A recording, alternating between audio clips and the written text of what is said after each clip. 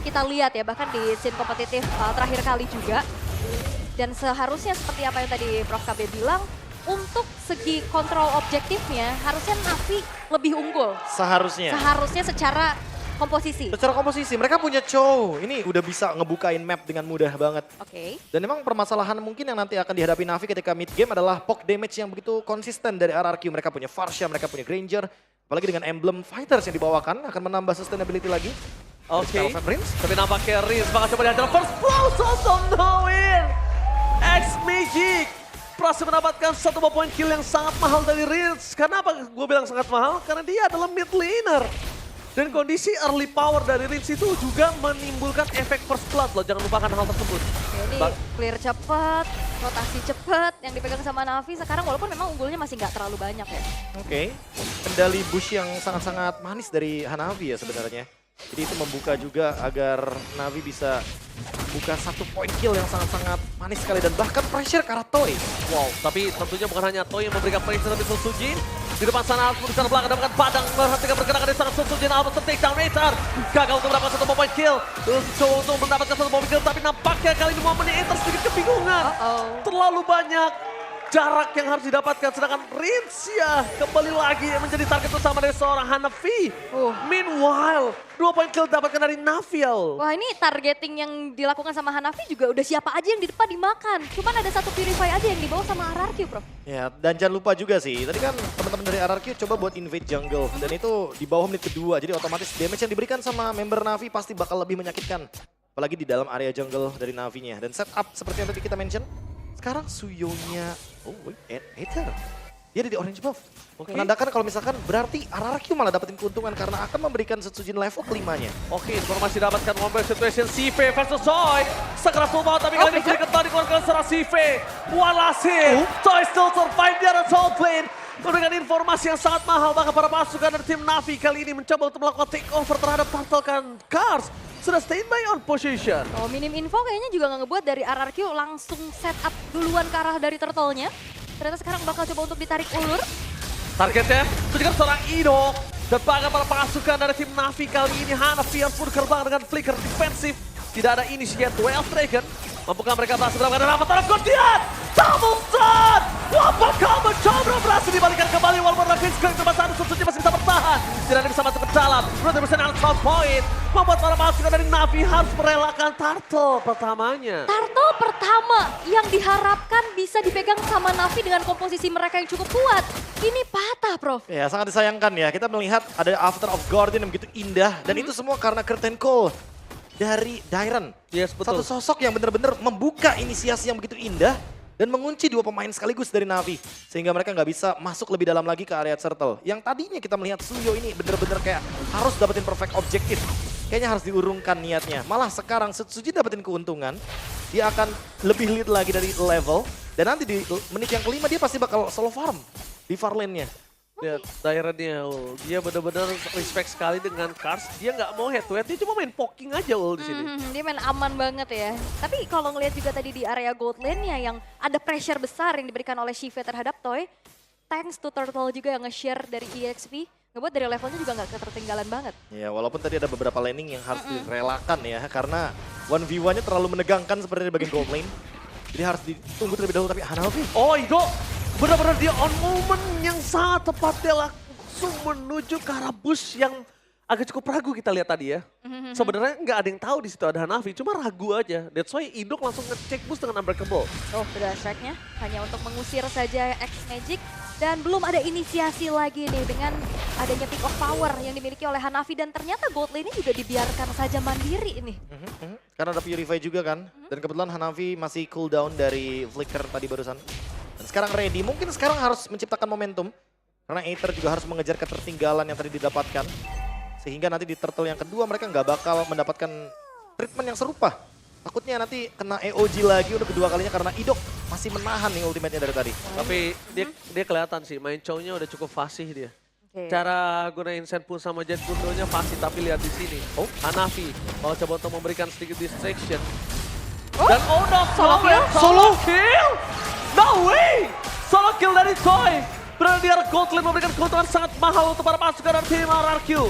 Indo, standby, Fish Crank, menuju ke arah depan sana, menuju ke arah seorang Indo dan kawan-kawan avatar Kian. Berhasil mendapatkan Aether, terperangkap dengan damage yang terlalu besar. Susujin bebas untuk menarik ke arah belakang. Mereka kehilangan the power of retribution. Dan Susujin masih mau lebih. Looking for triple kill, Susujin. Menarik dengan indah tapi ternyata terperangkap di depan sana dengan CV. Susujin mampukah bertahan, mencoba recover seorang Indo dan Susujin. Nampaknya kali ini terlalu dalam. Ingat, nafsu membunuhmu. Oke, dan bahkan ini keuntungan dipegang begitu banyak oleh RRQ Hoshi. Mereka dapetin outer middle turret. Dan solo kill yang dilakukan oleh Toy ini juga merubah keadaan yang cukup signifikan. Ya. Ini benar-benar langsung kacau balau dari Navi-nya. Yang awalnya mereka unggul dari segi point kill, tapi ternyata sekarang udah mulai No, ke-drag. wow. My God. Oke, sir.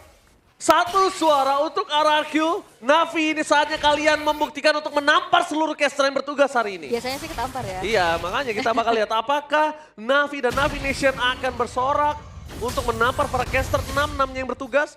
Karena benar-benar ini semuanya 2-0 dan Aul dengan 2-1-nya. Tapi semua ke side ke arah RRQ. Yap, dan ini kontrol objektif yang harusnya bisa dipegang sama Navi pun masih belum terlihat lagi. Akan semakin diperparah dengan ketertinggalan yang dia alami. 2-0 sekarang untuk Turtle-nya. Jadi menurutku lagi-lagi untuk di bagian gold lane-nya akan sangat terbantu sekali dan ini bencana kecil. Ini bencana, itu kecil. Iya sedikit soalnya karena masih 3.000 gold masih possible untuk dikejar namun kayaknya pressure-nya nggak bakal lepas dari RRQ. Lihat bagaimana Dairen yang benar-benar nge-zone out dan menjaga atau maintain dari pasifnya. Buff baru dari Cici nih karena pasifnya berkurangnya pelan-pelan. Oke. Wah. Ini sejauh ini udah mulai dikuasain nih. Dari visionnya, dari setup untuk bisa bahkan ke area jungle-jungle yang dimiliki sama Aether juga ini terpaksa harus direlakan terus-terusan nih.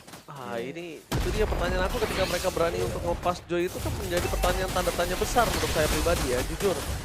Agak cukup berat loh membuka Joy untuk seorang Susujin dengan kondisi mereka tahu Joy kali ini masih belum ada perubahan yang signifikan untuk di nerf dan Susujin power dengan hal tersebut. Ya dan walaupun pertukarannya dengan adanya Suyo ya, tapi early play-nya nggak berjalan dengan maksimal sih. Walaupun upaya dari stoppernya ini udah dilakukan ada. juga sama Navi ya dengan ada Chow, dengan ada Badang, cuman ternyata masih belum bisa diimplementasikan dengan cukup baik. Alright, Tyrant mencoba untuk mengganggu karakter Aether. Menuju ke arah belakang Hanafi mencoba untuk mengengkel 1 point kill. Tapi nampaknya mereka mengurungkan niat. Informasi yang didapatkan dengan Retribution ini juga nggak sebanding dengan adanya objektif yang masih cukup lama. Jadi waktu dari objektif dan Retribution ini masih stabil, masih equal gitu loh, nggak rugi. Yep. Dan rotasi yang dilakukan sama Hanafi juga memang berkutat di area river aja ya, nggak terlalu yang coba untuk makan ke arah gold atau EXP-nya. Lebih Iya, berfokus untuk ya kuasain area tengah. Luar biasa ya, formasi 4-1 untuk pressure ya. Karena ada Rins dan juga kebetulan ada Toy dengan hero-hero yang jaraknya sangat jauh. Dead Sonata, Feather Airstrike. Keduanya tentu bisa memberikan poke damage yang sangat-sangat luar biasa. Apalagi kalau misalkan untuk ngomongin sekarang nih. Susujin hampir selesai dengan Holy Crystal. Dia udah ready banget untuk teamfight 5.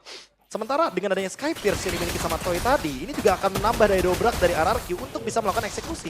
Iya. Ditambah lagi itu juga bukan dia damage dealer utama, dia tuh Sky Fisher-nya ini, dia akan sangat membantu ketika banyak banget damage yang dikeluarkan oleh Susujin dan juga Dairen itu tidak tereksekusi, Prof. Iya, dan Jadi jangan dia lupa. sebenarnya bukan ujung tombak banget dengan Sky Fisher ini. Iya, karena pilihan dari emblem awalnya aja Fighters. Yes, Dia betul. ingin bertahan hidup dan bisa mendeliver damage sebanyak mungkin. Iya benar, survive ya, mode survive pokoknya. aja Iya, ya. survival mode. Oke, dan juga turtle yang ketiga memang tidak dimunculkan, langsung dirubah menjadi Lord yang langsung pula didapatkan dan spawn di arah top lane milik dari RRQ Hoshi. Temponya memang pelan-pelan, tapi ini cukup mematikan loh. Nah itu dia, kayak pressure without killing kan. Itu bener-bener kejam banget karena tiba-tiba buff hilang, turret hilang, dan pressure-nya nggak berhenti. Dairen bener-bener nge-zone out, memberikan informasi agar tinggal datang aja Susujinya. Oke, dan kali ini Navi mereka harus melakukan defense terlebih dahulu karena RRQ juga sedang mengontrol nih. Slow push, walaupun memang masih Lord yang pertama. Tapi Masih. kalau bicara tentang high ground, apakah cukup kuat untuk Navi? Ya kalau ngomongin high ground masih ada Moskov sih dari Shive. Oke. Mungkin itu bakal jadi jawaban. Tapi let's see, apakah nanti Shive tidak akan mendapatkan ya gangguan serupa ya. Karena dari tadi Sujin datang tiba-tiba udah 3 stack, tinggal nyanyi dia dengan Electrify. Yes, dan juga kayak Navi mereka punya PR untuk bisa menjangkau lini belakang ya. Yes. Kayak main front to back kayaknya agak susah. Agak susah emang. Dia harus main front to back. Dan harus nunggu juga ini untuk Shive, jadi Trinity dulu. Masih banyak banget syarat untuk comeback dari Navi. Masalahnya di menit yang ke-10 mereka sudah hampir saja kehilangan satu batu dan avatar Kian. Berhasil menangkap satu Aether. Gak lagi bisa diselamatkan dan bahkan di depan sana Wild Strike menuju ke arah seorang Idok tidak bisa di-follow dengan damage. Masih terlalu keras fokus ke arah base-nya. Mereka nggak peduli apapun yang terjadi. Di depan sana para pasukan dari tim RRQ mereka sadar tidak mau terlalu terburu-buru. Mereka lebih pengen merontokin semua base turret yang hadir. Nah ini pelan-pelan ya, tapi ini bakal ngasih pressure terus juga. Dan upaya kombinasi dari RRQ berjalan dengan cukup manis. Avatar of Guardian, Curtain Call dari tadi sinkron banget, Prof. Ya karena bikin miskom kan, yang satu mau maju, yang satu mau mundur, terus tiba-tiba terjebak dengan adanya tali dari yoyonya Cici dan ya udah EOG tinggal landing aja jadinya. Bener ya, mau kabur nggak bisa diikat. Harus bareng-bareng soalnya. Malah jadi enak buat Itu dia. targeting dari Avatar of Guardian-nya.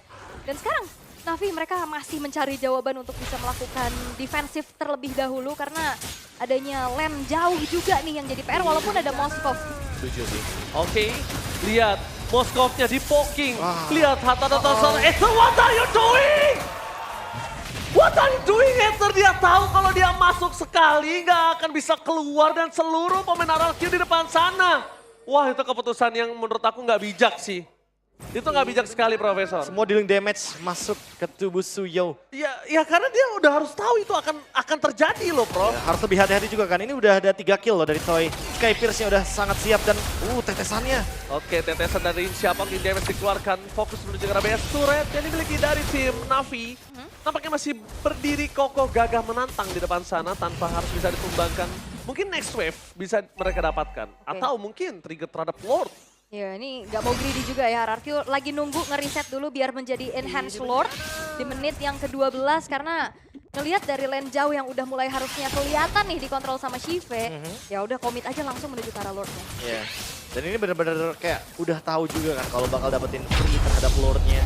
Malah diganggu, lihat di bagian top lane. Shive, halo. Oh my god, informasi didapatkan Idok akan membuat CV. Kali ini sekarat one by one situation. Bakal coba dijemput para pasukan dari tim Navi. Mereka mencoba untuk menjemput tapi jangan lupakan. Satu Vampire Restrike dan Avatar Guardian menutup jalan para pasukan dari tim Navi untuk mundur. Curtain Call berhasil mengunci dua pemain dari belakang sana. Dan bahkan mereka kehilangan seorang Hanafi sebagai seorang roamer. Sky Piercer menghukum Hanafi di depan base-nya sendiri. Mencoba untuk backup justru malah terperangkap, itu yang dilakukan oleh Navi. Merelakan Shive tumbang mungkin harusnya nggak masalah. Tapi justru akan ada satu nyawa tambahan itu Hanafi dan RRQ. Mereka akan menabrak high ground dari Navi hanya menyisakan 3 pemain saja. Kalau ini udah ini bencana. Di depan sana para pasukan dari tim Navi mencoba untuk diporak-porandakan kehilangan seorang Padang dan juga Ether. Ini menjadi game yang sangat one-sided dan RRQ Hoshi take the game one. RRQ Hoshi membuka game pertama mereka dengan cukup baik. Objektif, dengan gameplay yang sabar dan begitu dewasa dipertunjukkan dan akhirnya dikonvert menjadi kemenangan yang begitu mutlak. Yes, gameplay yang benar-benar wise, tempo yang sangat pelan, tidak terlalu terburu-buru. Ini membuktikan para pasukan dari tim RRQ, mereka sadar mereka udah tidak harus bermain seperti sebelumnya. Dan sekarang mereka tinggal fokus untuk mendapatkan poin, kill, cutting, dan udah menang. Tinggal Dan jalanin gamenya. jalanin game Iya, itu. Karena semenjak awal kita udah mention kan, kalau misalkan Navi harus banget dapetin objektif secure-nya. Mereka punya Chow, mereka punya Badang, mereka punya Suyo, Vex sana. Hero utility yang menurutku ya kompleksitinya udah lengkap banget gitu loh. Yep, dan apalagi kalau ngelihat dari line up-nya juga tentunya ya. RRQ ya mereka udah solid, makin solid bahkan tanpa adanya pergantian sama sekali kan kecuali dari Toy. Iya. Yang memang ya udah dia tinggal mengikuti aja. Anggap gini, RRQ nggak dapetin first turtle, nggak masalah. Joy masih bisa farming gitu Yes, kan. itu dia. Tapi kalau Suyo nggak dapetin first turtle, wah ini dampak kedepannya bakal agak repot nih. Karena Suyo hero yang cenderung early game-nya harus sedikit agresif. Ya dan terlalu banyak sisi sih tadi untuk ada Curse of Crow, ada combo dari Curtain Call dan Avatar of Guardian yang ngebuat ini Moskov yang range-nya nggak jauh-jauh amat juga ya bakal lebih enak lagi untuk di outrange. Ya, dan RRQ tahu sih gimana caranya untuk bisa mengeksekusi yang namanya Free Lord. Yes. Mereka tugaskan Idok. Karena Idok bisa EOG tiba-tiba, walaupun nanti mungkin bakal di rush gitu kan di bagian Lordnya. Mereka bisa perang berempat. Kok. Ya bahkan kalau misalnya tadi kita lihat kondisi Idok untuk screening di arah top lane tadi. Bagusnya adalah kita anggap Idok akan di-invite ya. Dia masih punya EOG untuk skill escape. Yep. Ya. Jadi semua source skillnya ketika Lordnya muncul, itu nggak akan bisa ngedefense Iya. base turret dari Navi. Dan seenggaknya let's say ada 30 detik lah untuk bisa set up dan regen dulu kan, recall sebentar. Ya nggak ada masalah sebenarnya. Apalagi tadi sampai force revitalize. Ya itu maksa ke depan sana itu menurut gua adalah salah satu hal. Tapi pertanyaan aku, ini dua kondisi yang sudah terjadi di depan mata dan seharusnya tidak mereka lakukan. Terlalu split push kejauhan dari CV. Ya. Kedua, Aether masuk dengan kondisi dia tahu di depan sana ada 20.000 tim RRQ. Wah, Banyak Lagi- banget ya. meet and greet.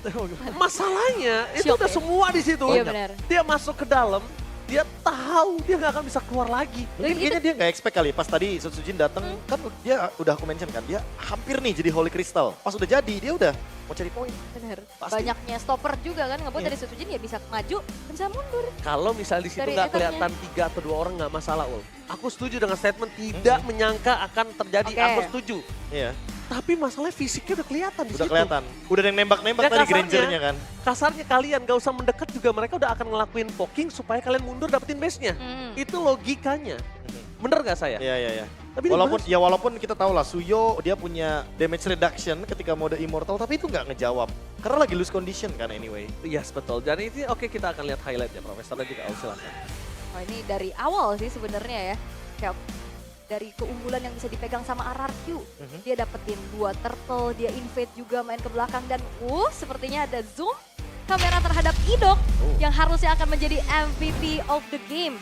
Karena targeting dia dan upaya tadi yang terakhir Upaya akhirnya tadi sih, ngebuat akhirnya jadi end game. Keputusan untuk free lordnya itu kan. Mereka udah tahu nih, oh gapnya 8.000 gold. Kalau Navi masuk, ya udah mereka tinggal respon, ayo sini perang gitu kan. Tapi ya kalau misalkan Navinya nggak mau masuk ya udah pasti Idoknya bakal bebas untuk bermain di area sungai atas. Karena kebetulan lordnya lagi di bawah dan